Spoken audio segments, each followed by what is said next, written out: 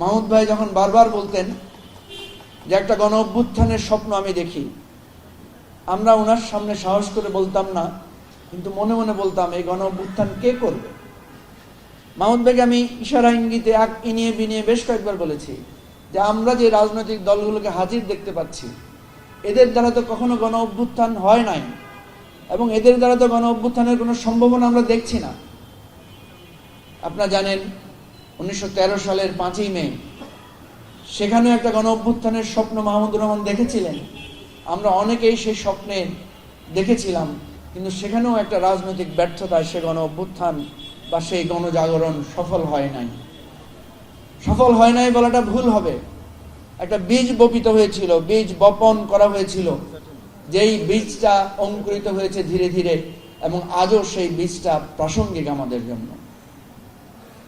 সুতরাং আমরা যেরকম এক নিঃশ্বাসে সালাম, বরকত, রফিক, জব্বারের নাম উচ্চারণ করতে পারি, ঠিক তেমনি ভাবে একই সাথে আবু সাইদ, মুগ্ধদের নামও আজকে এক তালিকায় আমরা একসাথে বলতে পারি, এবং উভয়ের সাহস, চিন্তা, প্রত্যাশার, স্বপ্ন এবং অঙ্গীকারের একটা সুন্দর সরল রেখা এসে মিলিত হয়েছে বলেই আজকে আমরা বাংলাদেশ স্বাধীনভাবে, মুক্তভাবে আজকে কথা বলতে পারছি। যে ভাষার কথা বলেছিলাম, শব্দের কথা বলেছিলাম, মাহমুদুর রহমান যখন লিখেছিলেন শাহবাগে ফ্যাসিবাদের পদধ্বনি বিশ্বাস করেন, সেদিন থেকে যেন আগুন জ্বলে উঠেছিল। ওই হেজেমনিক শক্তি এবং ফ্যাসিবাদীদের গায়ে যেন আগুন জ্বলা হয়েছিল, এবং তারা মার্চ করে আমার দেশ অফিস ভাঙার জন্য গিয়েছিলেন। যখন তারা আমার দেশ অফিস ঘেরাও করছিল, আপনারা জানেন তখনও মাহমুদুর রহমান আমার দেশ অফিসে বসা ছিলেন, এবং সেখানেই তিনি স্বেচ্ছা বন্দিত্ব বরণ করেছিলেন মাসের পর মাস। ফ্লোরে ঘুমিয়ে উনি সময় কাটিয়েছিলেন। তার গায়ের যে রক্তের দাগ, সেই রক্তের দাগ আজকে আমাদের মুক্তির পতাকা হয়ে প্রাসঙ্গিক হয়েছে, কথা বলেছে।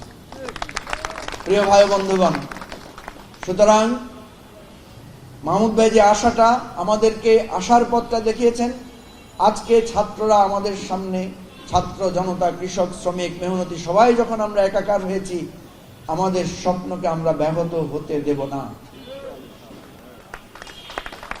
বারবার এখানে আজকে পদক অনুষ্ঠানের কথা এসেছে। সেই পদক অনুষ্ঠানে যে শত শত কয়েকশো মানুষ ছিলেন, প্রত্যেকটা মানুষ এই গণ অভ্যুত্থানের, তারা, আমি মনে করি তারা মানে ফলভোগী, তারা সেখানে, বাংলা ইংরেজি শব্দটা মনে আসছে, বেনিফিশিয়ারি।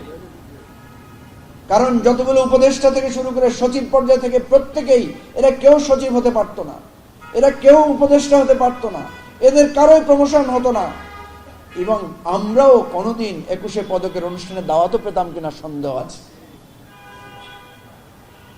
আমি যখন বেরিয়ে এসেছি, তখন যখন আমরা একসাথে খেতে বসেছি, তখনও বলেছি যে আমরা সবাই এখন সবার কাজে খুব ব্যস্ত হয়ে পড়েছি। আমি আমার দল নিয়ে ব্যস্ত হয়ে পড়েছি, মাহমুদ ভাই তার সংগ্রাম, আমার দেশ নিয়ে ব্যস্ত হয়ে পড়েছেন। সেখানে প্রেস ক্লাবের নেতৃবৃন্দ, সাংবাদিকেরা ছিলেন। বললাম যে আপনারা সবাই নিজ নিজ কর্মস্থলে ব্যস্ত, কিন্তু ছাত্রদের, জনতার সেই ঐক্য ধরে রাখার জন্য আমরা কেউ সময় দিচ্ছি না। আজকে এই মঞ্চ থেকে দাঁড়িয়ে আমরা বলছি, আমি ডক্টর মাহমুদুর রহমানকে অনুরোধ করব, সুকমল বড়ুয়াকে অনুরোধ করব, আপনাদের সকল কাজের মাঝে একটি কাজ রাখুন, যে বিপ্লবী সংগ্রামী ছাত্র জনতাকে ঐক্যবদ্ধ রাখার জন্য আপনাদের ভূমিকা আমরা চাই।